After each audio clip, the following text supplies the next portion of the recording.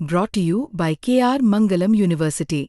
We provide you the platform to turn your dreams into reality. Give wings to your aspirations with KR Mangalam University.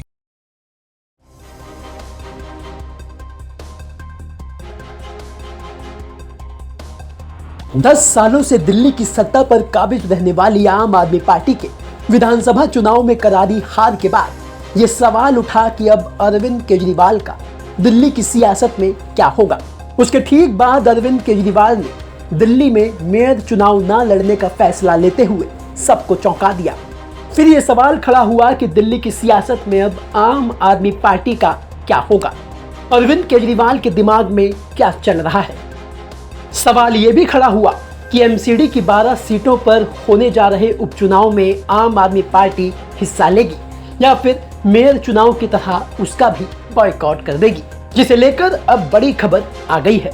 और खबर यह है कि आम आदमी पार्टी न सिर्फ चुनाव लड़ेगी बल्कि सभी 12 सीटों को जीतने के साथ ही अरविंद केजरीवाल ने दिल्ली में कमबैक करने का भी प्लान बना लिया है। जी हाँ, बता दें कि एमसीडी की इन 12 सीटों को जिताने की जिम्मेदारी अरविंद केजरीवाल ने कई पूर्व विधायकों और अपने सिटिंग विधायकों को सौंप दी है, जिसमें द्वारका से पूर्व विधायक रहे विनय मिश्रा को द्वारका बी वार्ड का प्रभारी बनाया गया है।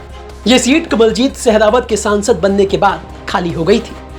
तो वहीं विकासपुरी से पूर्व विधायक रहे मोहिंदर यादव को दिचाऊ कला की जिम्मेदारी दी गई है।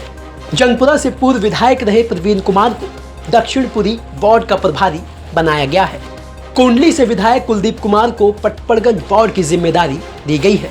किराड़ी से पूर्व विधायक रहे ऋतुराज झा वजीरपुर वार्ड का काम देखेंगे। पूर्व मंत्री रघुविंदर शौकीन को मुंडका वार्ड की जिम्मेदारी दी गई है। तो वहीं करोलबाग से विधायक विशेष रवि को राजेंद्र नगर वार्ड सौंपा गया है। इसके अलावा पूर्व मेयर शैली ओबरॉय को चांदनी चौक वार्ड का प्रभारी बनाया गया है। तो अरविंद केजरीवाल ने 12 सीटों में से 8 सीटों पर प्रभारियों की नियुक्ति कर दी है। जानकारी के मुताबिक इन प्रभारियों की नियुक्ति उनकी पहुंच, वरिष्ठता, क्षेत्र और उसकी जनसंख्यिकी की समझ के साथ साथ जाति और मतदाता प्रोफाइल के आधार पर की गई है। फिलहाल इन प्रभारियों को केजरीवाल ने कार्यकर्ताओं को संगठित करने, विधानसभा स्तरीय बैठकें आयोजित करने और राजनीतिक गतिविधियां संचालित करने का काम सौंप दिया है। तो कुल मिलाकर अभी उपचुनाव की तारीखों का ऐलान भी नहीं हुआ, लेकिन आम आदमी पार्टी अभी से चुनाव की तैयारी में जुट गई है, जो ये दर्शाता है कि विधानसभा में करारी हार और मेयर की कुर्सी गंवाने के बाद आम आदमी पार्टी किसी भी हाल में इन 12 सीटों पर जीत दर्ज करना चाहती है। और साथ ही अरविंद केजरीवाल ने यह मैसेज भी दे दिया है कि अब दिल्ली में आम आदमी पार्टी की जिम्मेदारी उसकी सेकेंड लीडरशिप के कंधों पर होगी। जो अरविंद केजरीवाल ने इन सभी 12 सीटों पर होने जा रहे उपचुनाव में अपने पूर्व विधायकों और विधायकों को जिम्मेदारी सौंपकर ये दर्शा दिया है।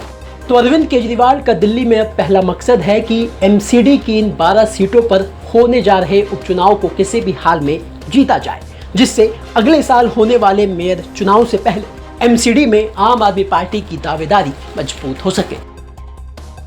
ब्यूरो रिपोर्ट, दिल्ली तक।